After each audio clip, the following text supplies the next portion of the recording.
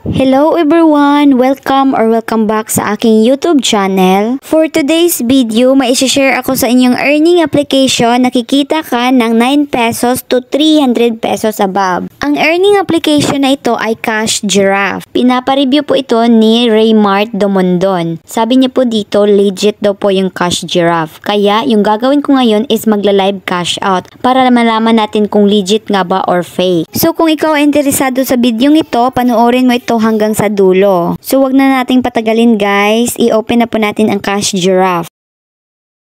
Ito po ang Cash Giraffe guys. As you can see guys, meron po siyang iba't ibang mga apps na naka-featured. So ang gagawin po dito sa Cash Giraffe guys, pipili ka po ng apps na i-install mo at ipi-play dito sa mga naka-featured. Pwede na po siyang hindi laruin guys, basta naka-on lang yung apps na in-install mo. Magka-count na po yung gem na makukuha mo. So dito po tayo sa may apps guys. Sa akin po, yung na-install ko lang po is Slots Mania lang po na apps. So, yung na-earn ko po sa Slots Mania is 303 gems. So, kung nag-wonder kayo guys kung bakit yung na-earn ko na po dito sa taas na gems is 2,103 na, pero yung na-earn ko lang sa Slots Mania is 303 lang. Dahil po yan kasi kapag baguhan ka at mag-i-install ka at magla-login, may makukuha ka pong libreng 1,800 gems. So, guys, dito naman po tayo sa payouts.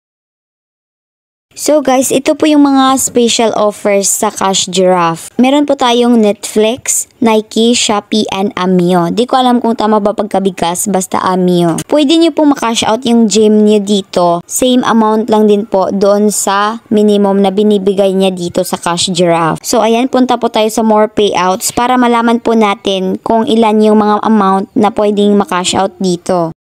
So, ang payment method po dito sa more payouts, PayPal lang po at 7-Eleven. Take note guys, wala pong GCash. So guys, dahil meron pa akong PayPal, sa PayPal ko po siya ika-cash out. So, itapon natin ang PayPal. So, ayan guys, ito po yung mga amount na pwedeng makash out dito. Kung gusto niyo po mag-cash out doon sa special offers guys, same lang po yung amount dito. Since 2,103 gems lang po yung nakuha ko, yung na-reach ko lang din po dito is 9.85 pesos. Before po ako mag-cash out guys, ipapakita ko muna sa inyo yung laman ng aking PayPal account. So, ayan guys, ito po yung balance ko dito sa PayPal, 28 pesos lang po. So, ayan guys, magka-cash out na po tayo at itapon natin yung payout. So, ayan guys, i-okay lang po natin ito. Mag-redirect na po ito sa ating PayPal. So, ayan guys, login with PayPal po kayo. Yung ilalagay nyo lang po dito is email or phone number na ginamit niyo sa inyong PayPal account. Pero yung sa akin po, yung gagamitin ko po is yung email ko. Pagkatapos nyo pong nalagay, i-tap nyo lang po yung next. So, ayan, pagkatapos natin na next, ilagay po natin dito yung password natin. So, ayan guys, siguraduhin nyo pong tama yung nilagay yung password. Pagkatapos po, ilagin na po natin. So, ayan guys, na-cash out na po natin yung 9 pesos natin. Makikita nyo po sa taas na less po yung gems natin. Naging 139 na lang po. So, ayan guys, hintayin na lang po natin ito ng ilang oras or 24 hours kung dadating nga ba ito sa ating PayPal account.